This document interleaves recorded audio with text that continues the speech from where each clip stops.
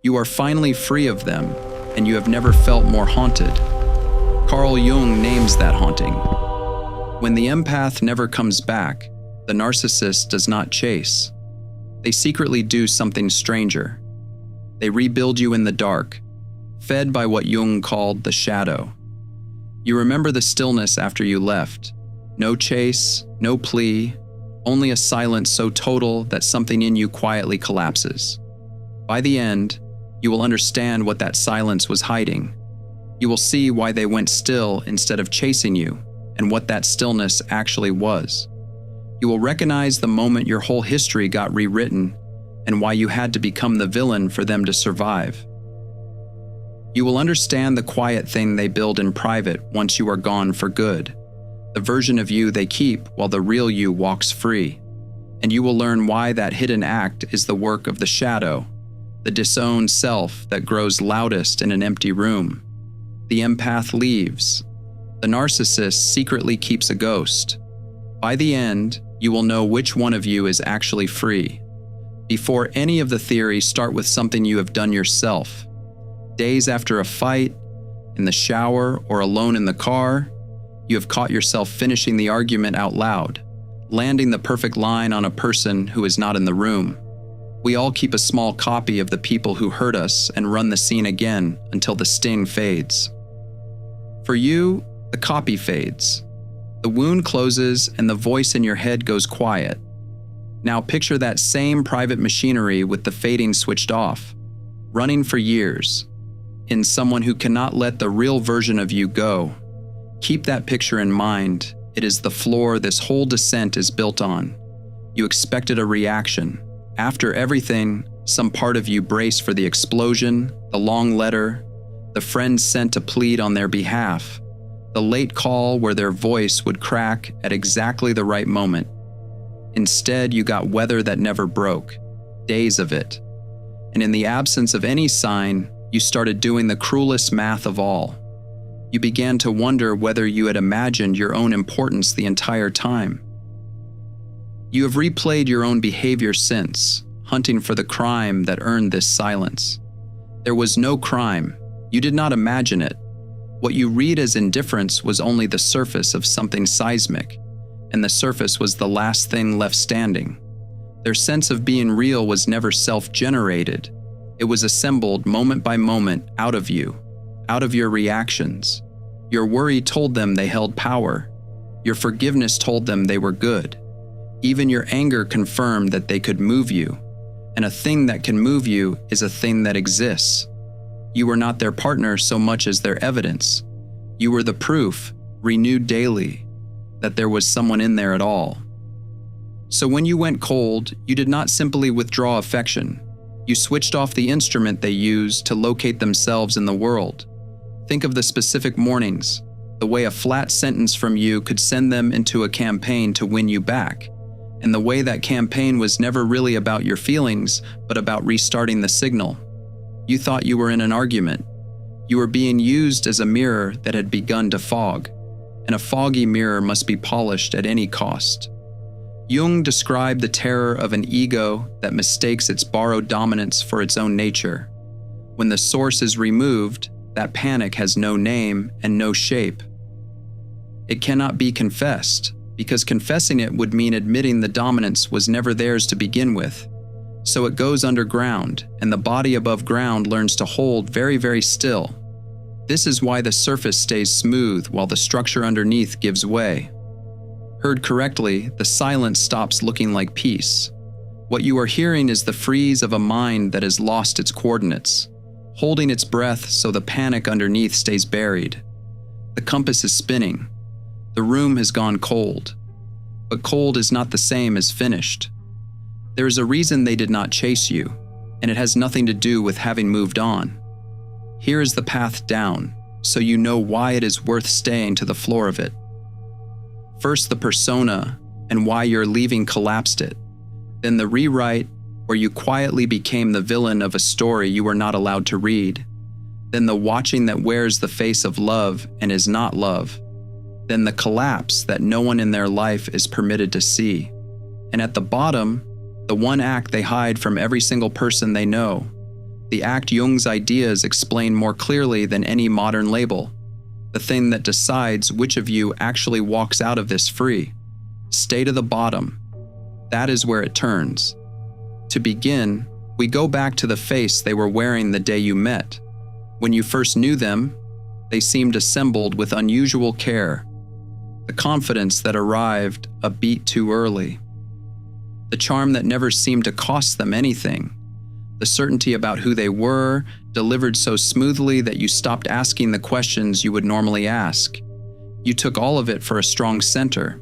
It was a surface, and surfaces are very good at looking like depth in the right light. Jung had a precise word for that surface: the persona. In his account, the persona begins as something ordinary and even necessary, a working compromise between a person and the world, a face built to win the approval the group hands out to those who wear the agreed-upon shape. We all have one. We need one to move through a day. The trouble begins somewhere else, in the gap between the people who wear the mask lightly and the people who have nothing left underneath it.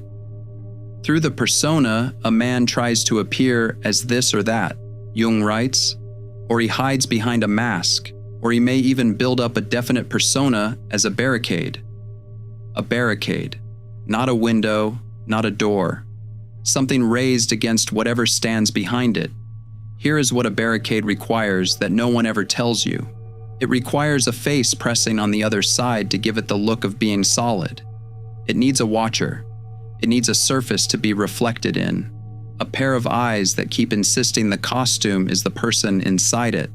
For years, you were that surface. Your attention was what the persona pressed its full weight against, and as long as you kept looking, the barricade kept its shape and felt, even to them, like a self. Then you left, and the surface it had been pressing against was simply gone. With nothing to hold it up, the built face began to peel away from the skin beneath it. And the danger Jung warned about all along was never the simple act of wearing a persona. It was the slow catastrophe of a person becoming identical with theirs, of confusing the persona for the living interior, until one day the audience is gone and there is no interior left to fall back into. They did not just lose you. They lost the only thing that was holding their face on. So when they think of you now, the ache that surprises even them is not the ache of missing a person. They miss the version of themselves they used to find in your eyes. That version is dead. It is not coming back. They did not lose a partner. They lost the mirror that convinced them they were real. But a mind that has lost its mirror does not sit quietly with the loss. It goes looking fast and underground for a story that makes the loss survivable. And every story like that needs the same thing first. It needs a villain. It reaches you sideways, the way these things always do. A mutual friend repeats something with a strange new shape to it. A sentence about you that you half recognize, told from an angle that turns your patience into weakness and your leaving into an ambush. You hear that your boundaries were control, that your tiredness was contempt, that the quiet you kept while you were dying inside was, in the new version, a weapon you were sharpening the whole time.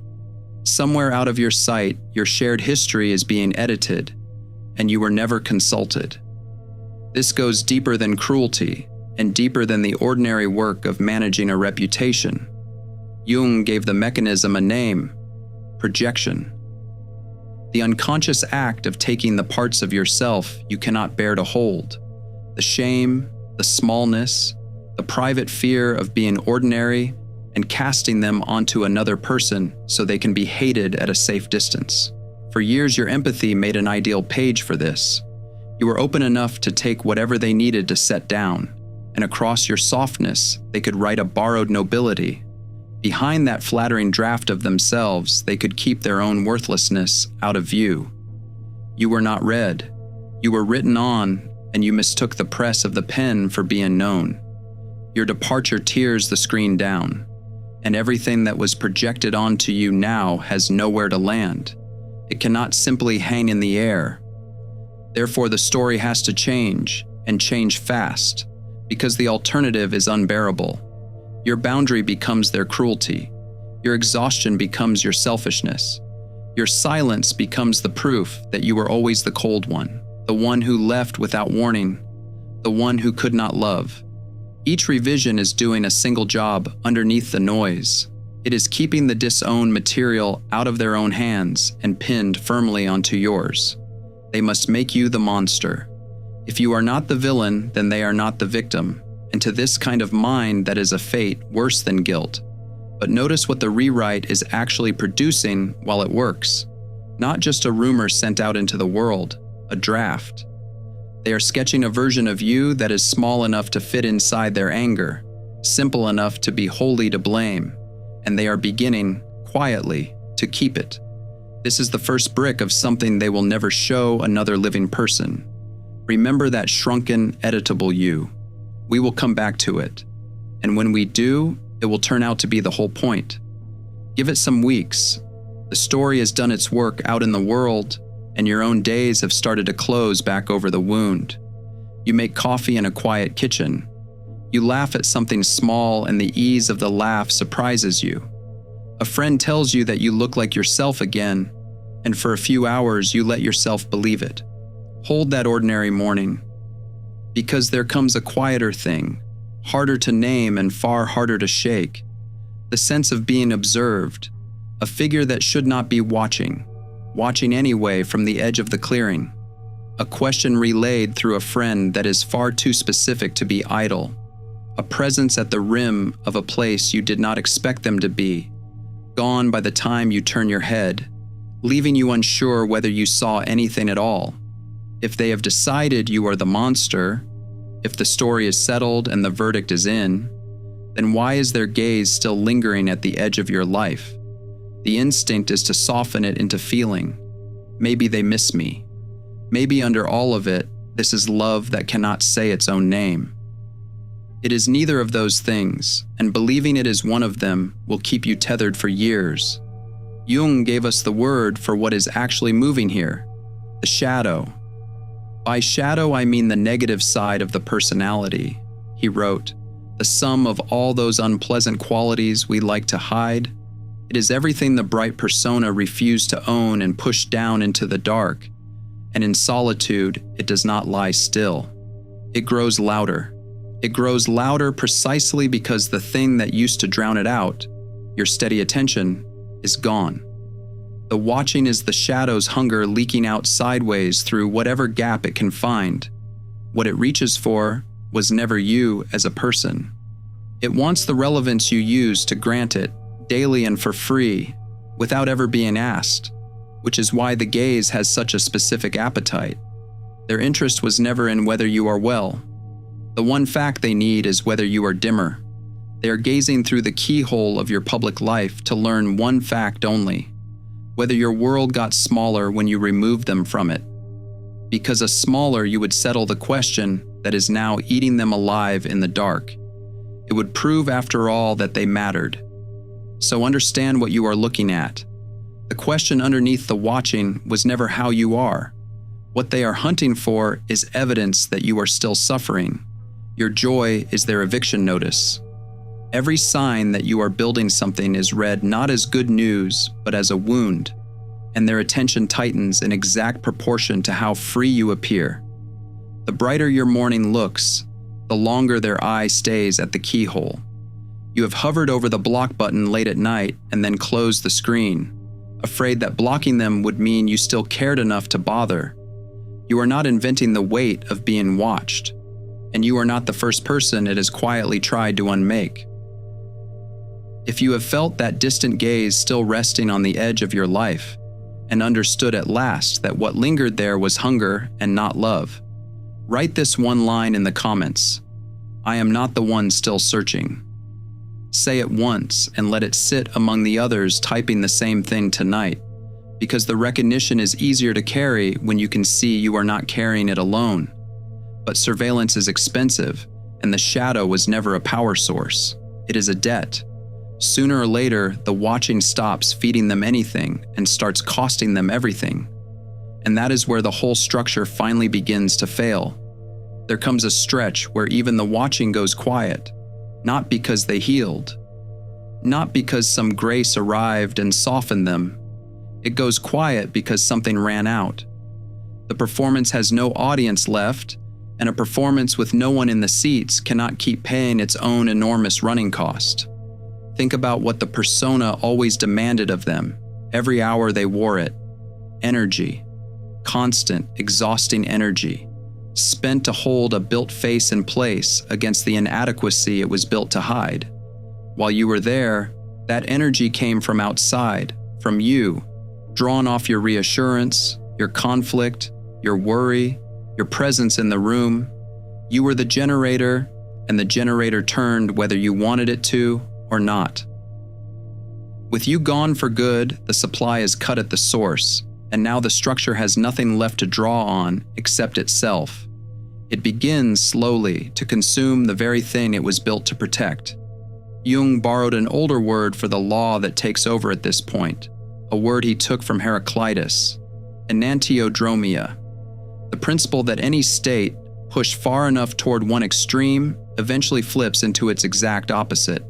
The performed strength does not simply fade out like a dimming light. The absolute self-sufficiency, the contempt for need, the certainty they broadcast that they never required anyone, does not gently dissolve. It inverts. It becomes the helpless, unspeakable disintegration it was always designed to cover. The performed face and the void beneath it were never two separate things. They were one thing wearing two faces, and now the second face is the one turning slowly toward the light. You may even catch a glimpse of this from the outside, and it will confuse you because it will not look like suffering. It will look like a replacement. A new figure appears beside them almost too quickly, installed in your old position before your chair is cooled. The story is that they have moved on, healed overnight, found something better. Read it the other way. The speed is the tell. A person does not rebuild a self that fast. They have simply found a fresh surface to perform against, a new page to write the same borrowed self across, and the hurry is the measure of how little they can bear to stand in the empty theater alone. The replacement only looks like recovery. It is closer to a fire extinguisher carried by someone whose own house is already burning. The performance has ended. The theater is empty. The lights are out, and the actor will not leave the stage. And a mind that cannot survive that emptiness for one more night will do something to fill it. It will not go out and find a real person to perform for, not at the depth this requires, because a real person carries the same unbearable risk you did. A real person can leave. So instead, they take the last step available, a step inward, back toward the draft they started building the moment you walked out the door. This is the thing they will keep from everyone for the rest of their life. This is what they secretly do. Picture one specific night in their life. The apartment is quiet. Whoever they replaced you with is asleep in the other room, or was never quite real to begin with. They are awake at the kitchen table with a phone they are not actually using, and they are talking, not out loud, to someone who is not there. Here is the behavior the title promised you. Not a chase, a reconstruction. In the unvisited vault of their own psyche, in rooms no friend or new partner will ever be shown, they build you. Not the living you, the one walking right now under a clean sky with your own plans and your own ordinary morning light. They build an effigy. It is pieced together from the torn pages of the rewrite, fitted with the disowned shadow traits they could never carry in their own hands, and dressed in imagined conversations that always resolve the way they need them to. And then they begin to relate to that figure as though it were you. Watch what they do with it once it is built. They argue with the effigy, and they win every single time, because it has no mouth of its own and no memory to contradict them. They idealize it at 3 a.m, mourning a perfect partner who never actually existed in the form they are grieving. By dawn, they resent it, blaming it for a leaving they themselves authored line by line. They put it on trial, deliver the verdict, then reverse the verdict and start the trial again the next night. The effigy is convenient in the one way you never were. It cannot grow, it cannot correct the record, It cannot change its mind, set a new boundary, or walk out a second time. It is you with the freedom surgically removed. This is the answer to the question that has haunted you since the first beat. This is why they did not need you to come back. Jung argued that we never touch the world raw, that the mind only ever meets the psychic image it forms of a thing rather than the thing itself. For most of us, the living person keeps correcting the image. You say something unexpected, you change your hair, you refuse a request, and the picture in the other person's head is forced to update against the friction of the real. Remove the real, and that friction is gone. The image is left free to harden into whatever serves the one holding it. This is the loophole the wounded ego climbs through. Unable to reach the living you, it stops trying, and it elevates the inner portrait to the rank of truth. The effigy becomes more real to them than you ever got to be, because the effigy never argues back. So coming back would have meant negotiating with a real human being who had changed, who had limits now, who remembered the whole thing differently and was no longer willing to play the screen. The effigy asks for none of that. It demands nothing and grants everything. So they made the trade. They traded a living relationship, with all of its risk of contradiction and surprise and refusal, for a private object they could control absolutely. They kept the part of you that served them, and they buried the part of you that could leave. You walked free under an open sky. But in the vault of their mind, a version of you is still seated at that table, still answering for things you never did, still held in a captivity that has nothing whatsoever to do with where your actual body is tonight. They did not lose you when you left. They replaced you with someone who can never say no. That is the secret. They built a hostage out of memory, and they will go on arguing with that ghost long after your real name has stopped meaning anything to anyone in the world but you. Now turn the lens all the way around, because this was never really about them. For a long time, you have been carrying a quiet, unpaid job. You wanted them to understand. You wanted the record set straight, the apology finally delivered, one clean moment where they would look at you and see plainly what they had done. And some nights you still wonder whether being the one who walked made you the cruel one, whether the guilt that surfaces is evidence that you broke something good. The guilt is evidence of your decency and nothing more. Set it down. The effigy is the reason that moment will never arrive. The conversation they are having has not included the real you for a very long time. They are sealed in a room with a copy, conducting a trial where you are both the defendant and entirely absent. Your real self never once enters that room, which means there has never been anything in there for you to win. Consider one man, because this was never only a young person's story. He is 63, 31 years married, the house gone quiet, the children grown and scattered. He did not leave in a single dramatic break. He left the way a tide goes out, slowly and then all at once, and the day the door finally closed, the woman he left said nothing at all. He waited for her to say something. He waited for years. What he understood, late, is the thing you are learning now. The silence was never the beginning of her understanding. It was the beginning of her sealing the door on a version of him she could keep. He set the waiting down at 63. You do not have to carry yours as long as he carried his. And that sealed room is the exact measure of how free you already are. Jung drew a careful line between the small lit circle of the ego and the whole vast psyche it floats inside. But inasmuch as the ego is only the center of my field of consciousness, he wrote, it is not identical with the totality of my psyche. Set that against everything you just learned. The you they reconstructed is a fragment, a flattened image, simple enough to be carried through a keyhole, small enough to lose an argument every night. The actual you, the total psyche with all its unmapped depth and its capacity to keep changing, was always far too large to be captured by anyone. They got the silhouette, they never came close to the center. Jung wrote one more line that names the entire relationship in a single stroke, and it is the line to carry out of here. Where love reigns, there is no will to power, and where the will to power is paramount, love is lacking. Lay that over the years behind you and watch them rearrange. What you have been grieving as a love that somehow failed was never a love that failed. It was the will to power wearing love's face, and power cannot grieve you. It can only miss the leverage.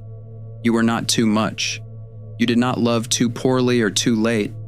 You were standing inside a structure that, by its own design, had no room left in it for love.